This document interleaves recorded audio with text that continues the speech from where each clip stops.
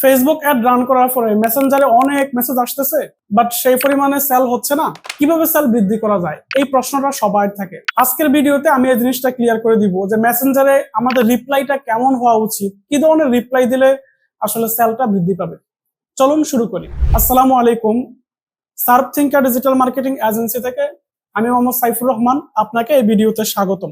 প্রথম যে বিষয়টা সেটা হচ্ছে মেসেঞ্জারে সেল বৃদ্ধি করার জন্য আপনাকে আসলে টার্গেটেড অডিয়েন্সের কাছে পৌঁছাইতে হবে। আপনার অডিয়েন্সটা ঠিক থাকতে হবে এবং আপনার অডিয়েন্স অনুযায়ী আসলে আপনার কন্টেন্ট হতে হবে। তখনই গিয়ে আপনি প্রপার অডিয়েন্সের কাছে পৌঁছানোর কারণে ওই মেসেজ অনুযায়ী লিডটাকে কনভার্ট করতে পারবেন। অডিয়েন্স সেটআপ নিয়ে আমি অন্যদিন কথা বলবো। আজকে হচ্ছে আমি মেনলি ওই বিষয়টা উল্লেখ করব যে আপনি সেলটা আসলে কিভাবে বৃদ্ধি করবেন। তো প্রথমে রিপ্লাই দেওয়ার আগে একটা বিষয় খেয়াল করেন যে কাস্টমার মূলত তিন ধরনের হয়। একটা হচ্ছে কোল্ড কাস্টমার, নাম্বার 2 হচ্ছে ওয়ার্ম কাস্টমার, আর 3 নম্বর হচ্ছে হট কাস্টমার।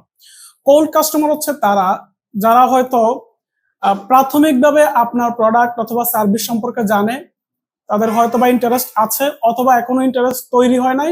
আপনার দুই একটা ভিডিও বা দুই একটা কন্টেন্ট তারা দেখেছে, সামনের দিনে তৈরি হবে, মার্কেটে আপনি আছেন এটা তারা জানে।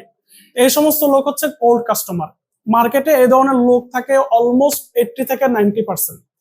তারপরে কিছু লোক থাকে যারা হচ্ছে ওয়ার্ম কাস্টমার। তারা প্রাথমিকভাবে তাদের আপনার প্রোডাক্ট বা আপনার বিজ্ঞাপন দেখার পর তাদের মাঝে একটা আগ্রহ তৈরি হয়। এই আগ্রহ থেকে তারা একটু যাচাই বাছাই করার চেষ্টা করে, আরো একটু ডিটেলস এর বিষয়টা জানার চেষ্টা করে। কোনো কোনো সময় তারা একটা ফোন দেয় যে আপনি আসলে যেই প্রোডাক্টটা দিচ্ছেন বা যে সার্ভিস দিচ্ছেন এই প্রোডাক্ট দিয়ে তার সমস্যাটির সমাধান হবে কিনা বা আপনি আপনাকে বিশ্বাস করা যায় কিনা প্রাথমিকভাবে সে যাচাই করে। তারা হচ্ছে ওয়ার্ম কাস্টমার। এই সমস্ত কাস্টমার হয়তো সর্বোচ্চ আপনাকে অর্ডার নাও বাটন ক্লিক করে ল্যান্ডিং পেজে ভিজিট করে কোনো কোনো সময়, যদি আপনি ল্যান্ডিং পেজ দেন, অথবা তারা ওয়েবসাইটটা ঘুরে আসে, অথবা মেসেঞ্জার হলে মেসেঞ্জারে সে একটা মেসেজ দেয় হাই হ্যালো দিয়ে বা একটু বিস্তারিত জানতে চায়। তো এরা হচ্ছে ওয়ার্ম কাস্টমার।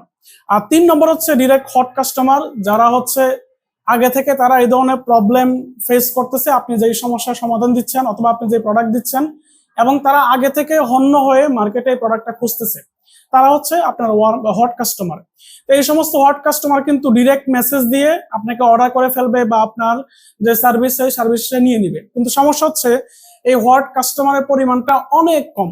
এটা প্রোডাক্ট বা সার্ভিস ভেদে হয়তো 2%, 3% বা সর্বোচ্চ 5% হয়ে থাকে।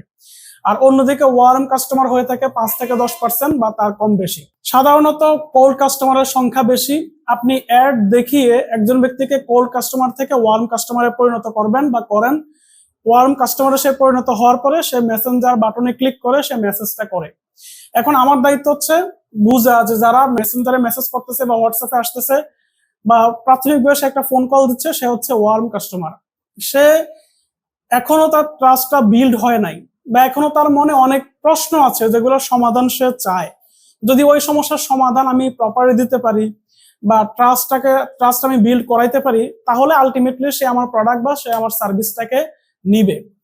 তো আমার দায়িত্ব হচ্ছে এই সমস্ত লোককে ইনফরমেশন দেয়া যে মেসেঞ্জারে আসলো। তাহলে আমি বুঝতে পারলাম যারা আমাকে মেসেজ করতেছে তারা হচ্ছে ওয়ার্ম কাস্টমার। নাম্বার 2 হচ্ছে এই ওয়ার্ম কাস্টমারের সাথে আমার আসলে বিহেভিয়ারটা বা আমার আচরণটা কেমন হবে। মেসেঞ্জারে কেউ মেসেজ দেয়া মানেই কিন্তু সেল হয়ে গেছে, বিষয়টা কোনোভাবে এরকম নয়। উনি ওয়ার্ম কাস্টমার, উনি হচ্ছে আমার প্রাথমিক লিড। ওনার থেকে চেষ্টা করব আমি ওনাকে নেক্সট স্টেপে নিয়ে যাওয়ার জন্য। মেসেঞ্জারে আসছে, উনি কোনো কিছু জানতে চাচ্ছে, ডিরেক্ট ওই মেসেজের রিপ্লাই মানে চাচ্ছে যে দাম কত, বললো যে দাম কত, আপনি রিপ্লাই দিয়ে দিলেন যে 5,000 টাকা বা 10,000 টাকা 20,000 টাকা, তাহলে উনি কিন্তু কনভিন্স হবে না। ওনাকে যেটা করতে হবে, ওনাকে এনাফ ইনফরমেশন দিতে হবে। কেউ জানতে চাইলো যে আপনাদের এই প্রোডাক্ট বা সার্ভিসের দাম কত, তাহলে আমার রিপ্লাই হওয়া উচিত যে স্যার আমাদের প্রোডাক্টের এই এই ফিচার্স, এই এই বেনিফিট আপনার আসলে এই কারণে নেওয়া উচিত, অথবা আপনার এই প্রোডাক্টটা বা এই সার্ভিসটা নিলে এই এই উপকার হবে, আপনি এত টাকা লস করা থেকে বেঁচে যাবেন, অথবা আপনার শারীরিক এই ক্ষতি থেকে আপনি বেঁচে যাবেন। এভাবে ওনাকে এনাফ ইনফরমেশন দিয়ে তারপরে হচ্ছে আপনি প্রাইসটা একটা বসাইতে পারেন যে এই কারণে আমার এটার প্রাইসটা এত।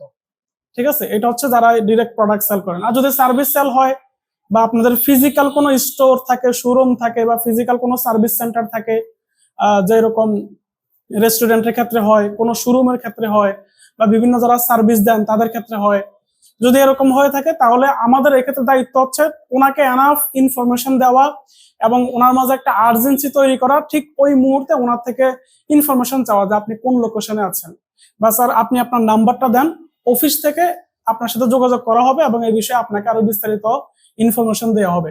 যারা সার্ভিস সেল করেন এবং সার্ভিস প্রাইসটা যদি একটু হাই হয়, তাদের আসলে কোনোভাবেই মেসেঞ্জারে ডিরেক্ট কেউ প্রাইস জানতে চাওয়ার পরও এটা বলা উচিত না যে আমাদের প্রোডাক্ট বা আমাদের সার্ভিসের দামটা আসলে এত। আপনি ওনার থেকে ডাটা কালেক্ট করেন যে স্যার আপনাকে এনাফ ইনফরমেশন দিয়েছে, আপনি আপনার নাম্বারটা দেন, অফিস থেকে আপনার সাথে যোগাযোগ করা হবে। তখন উনি যদি আসলে এই বিষয়ে ইন্টারেস্টেড হয়, উনি আপনাকে ইনফরমেশন দিবে, উনি আপনাকে নাম্বার দিবে। তারপরে অফিস থেকে যিনি সাপোর্টে রয়েছেন বা কল সেন্টারে রয়েছেন, উনি কল দিয়ে আসলে ওনাকে কনভিন্স করার চেষ্টা করবেন যে স্যার আপনি তো মেসেঞ্জারে এই বিষয়ে জানতে চাইছেন, আপনি মানে আমরা আসলে এই সার্ভিস দিয়ে থাকি, আপনি কোন লোকেশনে আছেন সেই লোকেশন অনুযায়ী আপনি আমাদের নিকটস্থ যে ব্রাঞ্চ রয়েছে বা অফিস রয়েছে সেখানে আসেন, আপনাকে কি করা হবে, কনসালটেশন দেওয়া হবে বা আপনি আপনার যে প্রবলেম আছে সেটা সমস্যার সমাধান করতে পারবেন ইত্যাদি ভাবে ওনাকে কনভিন্স করতে হবে। কারো যদি সার্ভিস হয়, মেসেঞ্জারে কেউ মেসেজ করে, উনি ওয়ার্ম কাস্টমার, আমার প্রাথমিক উদ্দেশ্যই হচ্ছে বা গোলে হচ্ছে ওনাকে এনাফ ইনফরমেশন দেওয়া, উনি যা জানতে চায় এবং ওইটার মাধ্যমে ওনার থেকে ইনফরমেশন আবার কালেক্ট করা, যেটাকে মানিলেস ট্রানজেকশন আমরা বলি। বিশেষ করে ওনার ফোন নাম্বারটা নেওয়া, ফোন নাম্বার নেওয়া মানে হচ্ছে আমার একটা প্রাইমারি লিড মেসেঞ্জারে আমি আসলে কানেক্ট করে ফেললাম, তারপরে ওই নাম্বার দিয়ে আমি কল দিচ্ছি, কল দিয়ে তাকে কনভিন্স করবো অফিসে আসার জন্য। অফিসে আসলে হচ্ছে সাকসেসফুলি একটা লিড মানে কনভার্ট হলো, লিড থেকে এবারে উনি ক্লায়েন্টে কনভার্ট হবে। তো আশা করি পুরো বিষয়টা বুঝতে পেরেছেন। এভাবে আসলে করার চেষ্টা করবেন। যদি কোনো প্রশ্ন থাকে তাহলে এই ভিডিও নিচে কমেন্ট করে জানাবেন, অথবা যাদেরকে আমি পার্সোনালি এই ভিডিওটা দিচ্ছি ওনারা আমাকে পার্সোনালি জানাতে পারেন। ধন্যবাদ, ভালো থাকবেন। আসসালামু আলাইকুম।